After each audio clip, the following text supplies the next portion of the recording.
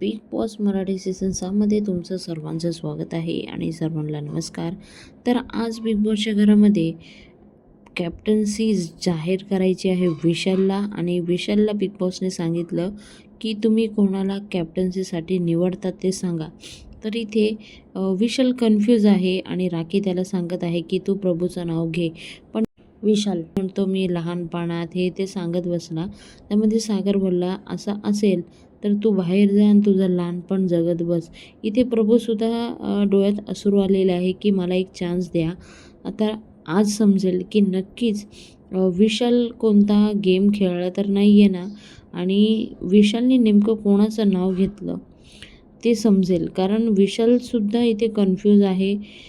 मला तर 100% वाटते अनुश्रीचं नाव घेतलं असेल आणि म्हणूनच त्यांचे जे काटा ग्रुप आहे ते सगळेच विशालवर भडकलेले होते.